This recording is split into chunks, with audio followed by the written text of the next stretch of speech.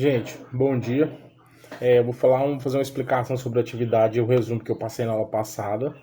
E no final desse resumo, eu vou fazer a correção da lista dos exercícios que eu passei na aula passada, correto? O que é uma dispersão do ponto de vista da química, de um químico? Mistura de duas ou mais substâncias em que as partículas de fase ou a fase dispersa se encontram distribuídas em outra fase. A gente tá querendo, quando você fala de fase, é o seguinte: quando você pega dois componentes, sejam eles sólido, líquido ou gasoso, e você mistura os dois. Um vai ser a fase dispersa e a outra vai ser o que? O dispergente. E o que seria isso? Se você pegar aqui microscopicamente e olhar, essa molécula aqui, ó, é o disperso, ou a molécula que está dissolvida. E esse aqui é o dispergente, é quem está dissolvendo. Então, se eu pegar um exemplo, isso aqui poderia ser encarado como uma molécula de sal, de cozinha, uma molécula de glicose. E esse dispergente, que seria o disperso, né, que está sendo dissolvido, que está dissolvendo. E esse disperso aqui, o que está dissolvendo é a água. Então, eu teria aqui ó, o disperso, o sal, e o que é do dispergente, quem está dissolvendo o sal, a água. É um exemplo. E a classificação das dispersões, porque elas não são todas iguais, porque interfere o tamanho da partícula que está disperso no dispergente. Então, você tem uma suspensão ou mistura grosseira, um coloide e uma solução. O que seria uma suspensão?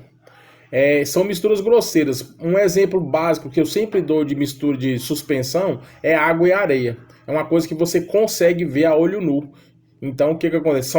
Aí o que ele fala? São agregados de átomos e moléculas ou até agregados de macromoléculas, possuem diâmetro maior que 1000 angstrom ou 100 nanômetro.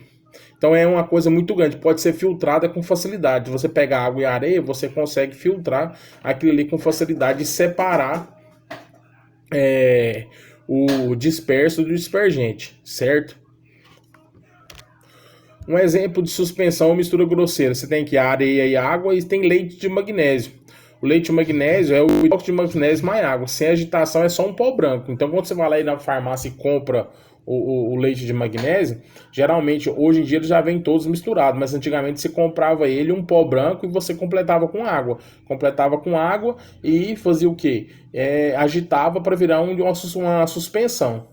Se você pegasse esse leite de magnésio e deixasse em repouso, o hidróxido de magnésio ia para o fundo e a água ficava embaixo. Então, toda vez que fosse beber, tinha que fazer o quê? A agitação para poder beber. Colóides ou dispersões coloidais. O que são colóides? Aqui explica a origem da palavra, do grego colo mais eidos, forma, ou dispersões coloidais, são misturas heterogêneas onde o componente que aparece em menor quantidade é denominado disperso, e o componente que aparece em maior quantidade é denominado dispergente.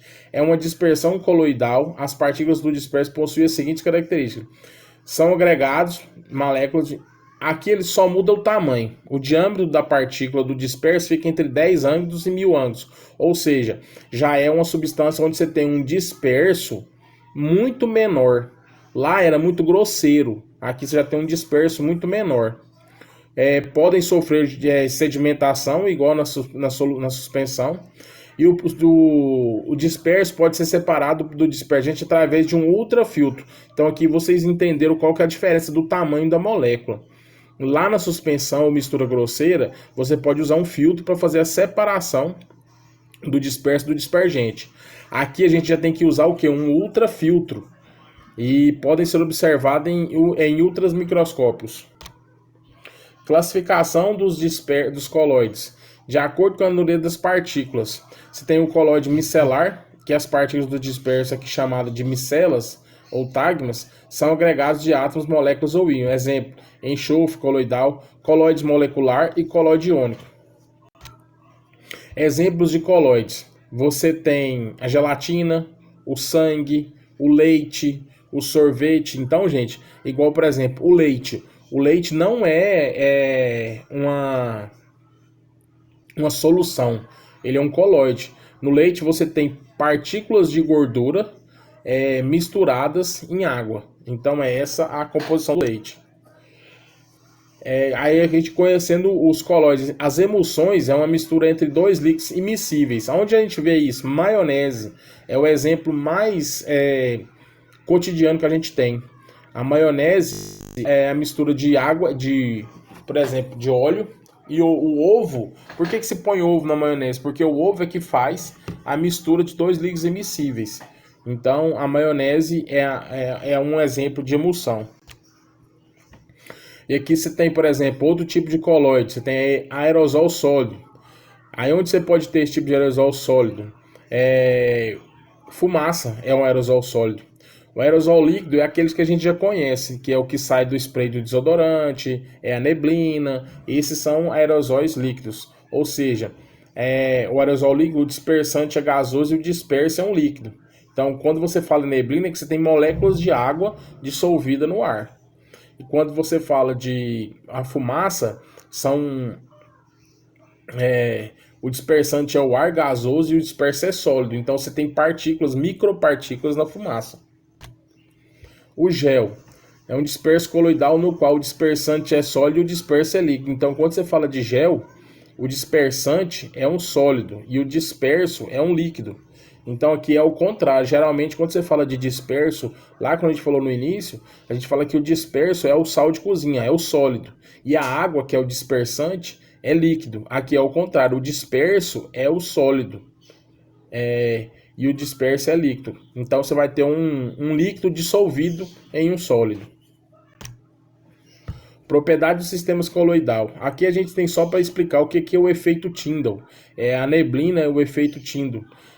Quando há deslocamento de partículas luminosas em meios aerosóis, como na neblina, a luz ela se comporta de maneira diferente. Então quem explicou esse efeito recebeu o nome o físico inglês John Tyndall, que descobriu que a luz, ao atravessar alguns sistemas coloidais, ele está um espalhamento diferente, um espalhamento seletivo da luz. Então por isso que quando a gente enxerga os raios do sol batendo numa neblina, a gente vê aquilo bem diferente. Então aqui tem uma tabela resumindo, você tem alguns exemplos de soluções verdadeiras, soluções coloidais e suspensões. Então o que seria uma solução? O estado de agregação desses aspectos da solução podem ser sólidas, líquidas ou gasosas. Então aqui a gente pode ter três tipos de solução. Solução sólida. Toda liga metálica é uma solução sólida. Os componentes desse tipo de solução são encontrados no estado sólido, a temperatura ambiente. Quando você fala de liga metálica, você fala, por exemplo, o ouro. Toda joia que você conhece, gente, ela não como se diz, só ouro. Ali você tem ouro e carbono. Por quê? Porque o ouro ele é quebradiço. Então você adiciona carbono no ouro e monta uma liga metálica para que ele consiga ser maleável, para que ele consiga ser moldado. Da mesma forma como o carbono é adicionado tanto no ferro ou no aço, que é uma liga metálica diferente. Então, toda liga metálica é uma solução sólida. Então eu vou te perguntar, quem seria o soluto e quem seria o solvente, ou quem seria o disperso e quem seria o dispergente? O disperso é sempre quem está em menor quantidade. Então, se eu falar que é ouro e o carbono está em menor quantidade, o carbono é o disperso e o ouro é o dispergente. Uma solução líquida é quando todos os componentes dessa solução se encontram no estado líquido.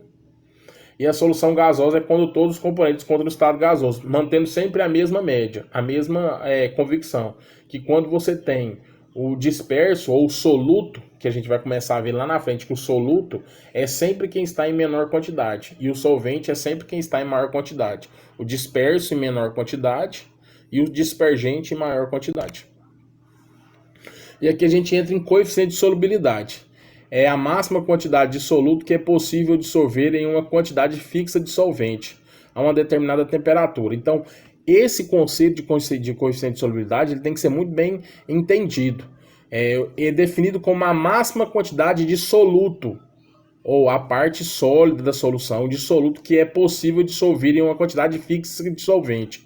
Então, se eu tenho lá água e sal, se você pegar 100 ml de água ou 1 litro de água, ele vai ter uma capacidade de dissolução de sal. Você vai colocando sal, ele vai dissolvendo. Vai chegar um certo ponto que o sal não vai dissolver mais. Por quê? Porque você atingiu a capacidade máxima de solubilidade de sal naquela temperatura.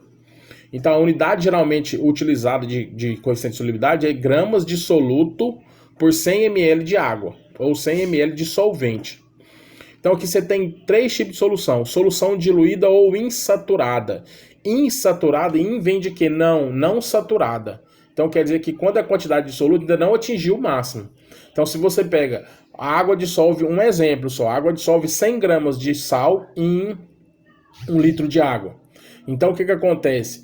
Até você, se você colocar 30, 40, 50, 60, 70, 80, 90, 99 gramas de sal, aquele sal vai dissolver. Então ali eu ainda tenho uma solução insaturada, porque eu ainda tenho como dissolver mais. Quando você passa para uma solução concentrada ou saturada, você está dizendo que você atingiu a capacidade máxima. Então, se aquela quantidade de água dissolve 100 gramas de sal, a hora que você coloca 100 gramas de sal, ele não vai mais dissolver o sal. Se você colocar 110, ele vai dissolver 100 e os 10 excessos vai para onde? Para o fundo do recipiente. Então, ali você tem uma solução concentrada ou saturada. E o que seria uma solução supersaturada? O que acontece, gente? A solução supersaturada é quando você modifica as condições normais da solução. Se você tem, por exemplo, uma capacidade máxima de dissolução de sal a 30 graus Celsius de 100 gramas de sal para 1 litro de água, se você aumentar essa temperatura de 30 para 40 graus Celsius, você vai conseguir aumentar a solubilidade dessa água. Então ela vai conseguir dissolver mais sal do que o normal. Então quando você aumenta a temperatura ou pressão e modifica o sistema, e ele consegue dissolver mais do que o normal a temperatura ambiente, você tem uma solução super saturada. Então, se você diminui a temperatura, ela volta para o normal. Aquele excesso que você dissolveu, ele vai se depositar no fundo. Aqui tem um exemplo de curva de solubilidade. Aí você tem explicando o que é uma solução saturada, uma solução super saturada e uma solução insaturada, certo? E todo o gráfico de coeficiente de solubilidade, as curvas de solubilidade é dado em gramas. Tá vendo aqui, ó, 100 gramas de água por temperatura. Então aqui já passo para os exercícios. O gráfico abaixo mostra a curva de solução de um cloreto de amônia em gramas por 100 gramas de água. Se a solução saturada de cloreto de amônia, que está a temperatura 70 graus Celsius, for resfriada a... Aí você tem o quê? O que eu fiz em vermelho aqui? Eu fui lá e marquei. Você tem que lembrar o seguinte... o gráfico mostra abaixo a curva de solubilidade do cloreto de amônia em gramas por 100 gramas de água. Então, se a solução saturada de cloreto de amônia, que está a temperatura, for resfriada a... O que eu fiz aqui, ó? Eu marquei aqui, ó, a 70 graus Celsius, ela dissolve 60 graus Celsius. Então ele fala que vai resfriada a 40 graus Celsius. Então, se eu resfriar a 40, aqui ó, 70 graus Celsius, ela dissolve 60 gramas de 60 gramas de sal a 70 graus Celsius. Se ela quer falar assim, ó, se for resfriada para 30 graus Celsius, para 30 graus você vem cá e marca no gráfico, ele vai dissolver quanto? 40 gramas de sal. Então qual que é a diferença? Eu só peguei o que? O que ele dissolvia a 70 menos o que ele dissolvia a 30. 60 menos. Então qual foi a massa precipitada? 20 gramas. A uma solução de cloreto de sódio foi adicionada a um cristal desse sal, verificou que não se dissolveu, provocando ainda a formação de um precipitado. Pode-se inferir que a solução original era... Então, gente, ele está colocando mais sal. Ele colocou o sal lá, foi adicionado um cristal de sal, mas o sal não foi dissolvido. Ele foi precipitado. Quando você fala de precipitado, é que foi para o fundo do recipiente. Então, se ele não dissolveu... O que aconteceu? Você tem uma solução o quê? Saturada. Ela já está no máximo, ela atingiu o máximo de saturação. Então ela não vai mais dissolver. É uma solução saturada, pois ela está com a capacidade de solução do soluto solvente já estava no máximo. Quais as soluções aquosas contendo uma única substância dissolvida que podem apresentar corpo de fundo? Somente as soluções saturadas. Por quê? Porque se você tem uma solução supersaturada, quando você modifica a atmosfera, você vai dissolver todo aquele precipitado que estava no fundo. Então, quando você tem uma solução saturada naquelas condições, quanto mais soluto você colocar, mais ele vai para o fundo e forma um corpo de fundo, que a gente chama de corpo de fundo ou precipitado. Então, a resposta seria somente as saturadas. Aqui ele tem os dois gráficos de solubilidade. de um determinado sólido em uma água em uma função de temperatura. Uma mistura contendo 30 gramas do sólido em 50 gramas de água. Gente, tem que pensar o seguinte, não era 30 gramas do sólido em 50 gramas de água, mas aqui a gente tem que lembrar que aqui, tá vendo que eu até sublinhei de vermelho? 100 gramas de água. Então aqui, aí ele fala o seguinte, a uma temperatura inicial de 80 graus Celsius foi deixada para esfriar lentamente e com agitação. Aqui, temperatura aproximada deve começar a cristalização. Você vai lembrar o seguinte, se ele tem 30 gramas de sólido a 50 gramas de água, eu tenho que lembrar que são a 50, não são? É a 100 gramas, não são? Então, a 100 gramas ele vai dissolver quanto? O dobro. O dobro de 50 é 100, o dobro de 30 é quanto? 60. É o que você está vendo aqui no outro gráfico. Então, a hora que você começar a baixar a temperatura, que ele chegar em 70 graus Celsius, ele vai começar a ser uma solução saturada. Abaixo desses 70 graus Celsius, ele vai começar a fazer o quê? A capacidade de dissolução dele diminui. Então, ele vai começar a fazer o quê? Precipitar. Uma solução com 14 gramas de cloreto de sódio dissolvido em 200 gramas de água foi deixada em um frasco aberto a 30 graus Celsius. Após algum tempo, o soluto começou a ser cristalizado. Qual o volume mínimo e aproximado em ml de água deve ser evaporado quando se iniciou a cristalização? Dados, a solubilidade de 30 graus Celsius de cloreto de sódio é 35 gramas por 100 gramas. Eu fiz uma regrinha de 3 básica. 35 gramas por 100 gramas. Aí ele falou lá em cima que uma solução tinha 14 gramas de cloreto de sódio em 200 ml de água. Então, se em 35 gramas eu tenho 100 gramas de água, se eu tiver 14 gramas de água, eu vou ter quanto? Em 14 gramas eu vou precisar de quantos gramas de água? 40 gramas de água, certo? Então aqui eu até marquei errado, porque ele quer saber qual que é a... Tá vendo o que eu pego? Até eu caí no prega. O que eu pego? Ele quer saber qual é a quantidade de água que deve ser evaporada. Então a quantidade... Ele vai precisar de 40 gramas para dissolver os 14 gramas. Então eu tenho que evaporar quanto? 160 gramas. Evapora-se completamente a água de 40 gramas de solução de nitrato de prata saturada sem o corpo de fundo e obtém-se 15 gramas de resíduo sólido. O coeficiente de solubilidade do nitrato de prata de 100 gramas de água na temperatura substancial é quanto? Então, gente, você tem que entender que 40 gramas de solução é a junção da água mais do nitrato de prata. Então, se eu tenho 40 gramas, eu tenho 15 gramas de nitrato de prata e 25 gramas de água. Então, se eu tenho 15 gramas de nitrato de prata e 25 gramas de água, se eu tiver 100 gramas de água, eu vou ter quantas gramas de nitrato de prata? X. E se eu fizer essa regra de 3, eu vou ter aqui a obtenção de 60 gramas. Certo?